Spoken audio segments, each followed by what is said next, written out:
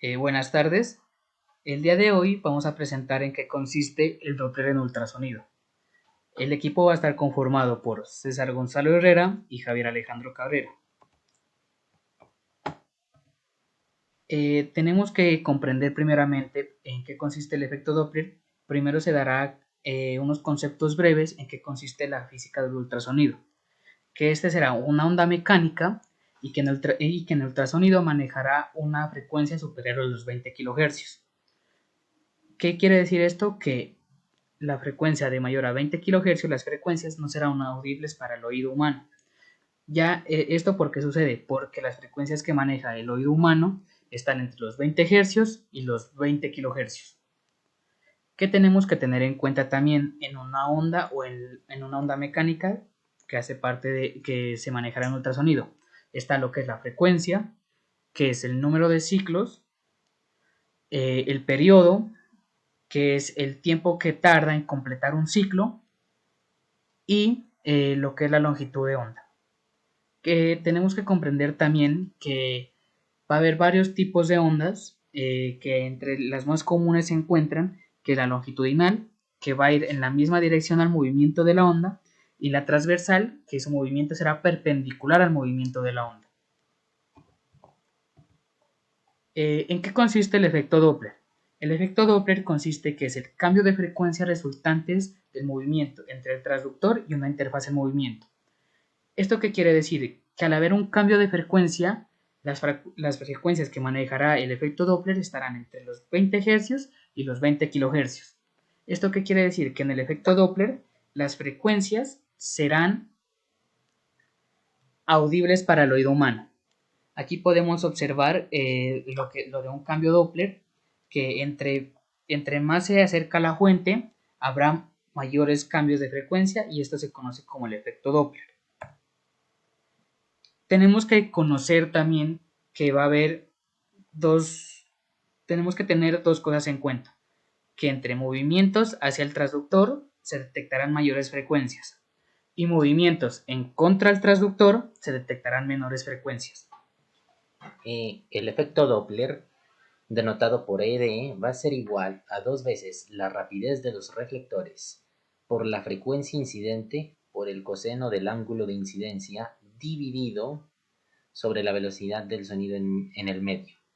Y la velocidad medida va a ser igual a la velocidad real por el coseno del ángulo. La frecuencia percibida va a ser igual a la velocidad del sonido menos la velocidad del reflector sobre la velocidad del sonido en el medio menos la velocidad de la fuente por la frecuencia.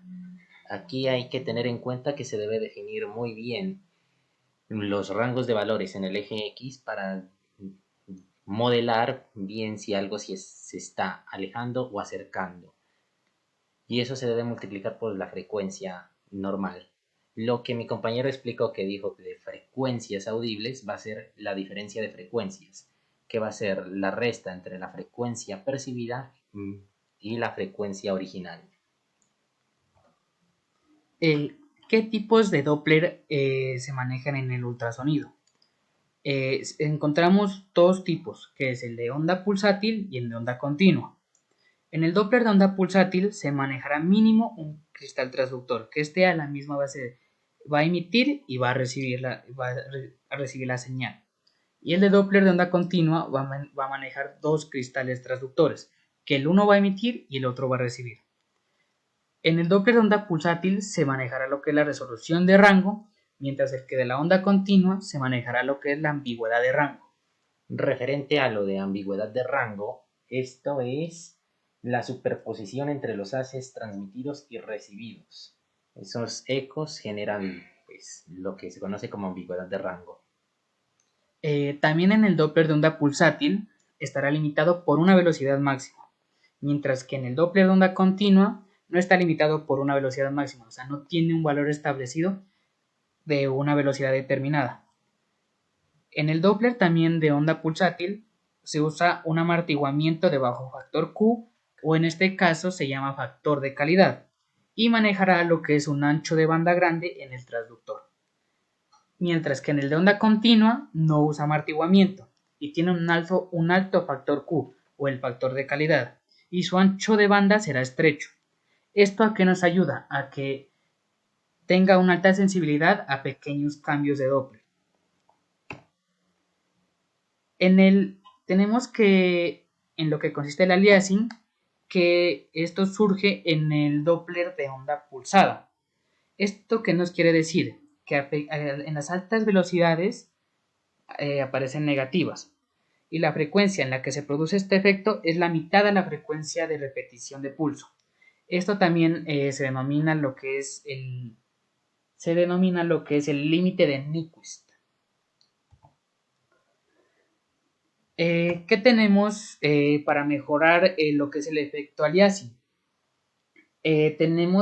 Podemos cambiar lo que es el Nyquist o cambiar la escala, seleccionar un transductor con una frecuencia más baja, que esto nos ayudará a reducir lo que es el espectro. También otro que también podemos facilitar es que seleccionemos una nueva vista con un volumen de muestra más superficial. También podríamos cambiar el Doppler de onda pulsada por un Doppler de onda continua. O también podemos realizar lo que seleccionar un cambio de línea de base. ¿Qué diferencia encontramos entre lo que es el ultrasonido de imagen y el ultrasonido Doppler?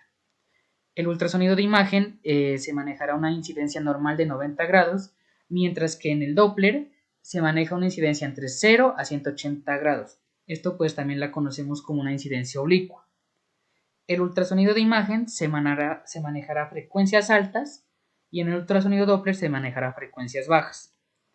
En el ultrasonido de imagen se usa lo que es la onda pulsátil o la onda de pulso, mientras que en el Doppler se puede usar lo que es el de onda continua o el de onda pulsátil. En la imagen se necesitará como mínimo un transductor, mientras que en el Doppler se usa un cristal transductor pulsátil o también el otro que se manejan los dos cristales, que es el de onda continua. Doppler de flujo de color. En este, las velocidades son codificadas en colores y superpuestas sobre una imagen en dos dimensiones. El procedimiento que se realiza es similar a que los pulsos sonoros son enviados a un procesador de imágenes y a un procesador de flujo de color que al final llevarán a una imagen. Aquí en la derecha se puede observar una imagen en lo que al espectro rojo se aumenta la velocidad hacia el transductor, o sea que se acerca, y en el espectro azul es que se aleja del transductor. Pues en el modo de velocidad se presenta información sobre la dirección del flujo y en el modo varianza se presenta información sobre la dirección y el tipo de flujo. Para este modo varianza, a la derecha sería un flujo turbulento y a la izquierda sería un flujo laminar o flujo normal. Los paquetes Doppler son un conjunto de múltiples pulsos de ultrasonido para determinar con precisión las velocidades de los eritrocitos mediante Doppler. Pues entre las ventajas se encuentra la gran precisión en la medida de velocidad, la sensibilidad a flujos lentos es incrementada y en desventaja es que la velocidad de fotogramas es reducida y por lo tanto la resolución temporal también se ve reducida. Eso quiere decir que no se crearán tantas imágenes en un rango de tiempos determinado. El Doppler de potencia color.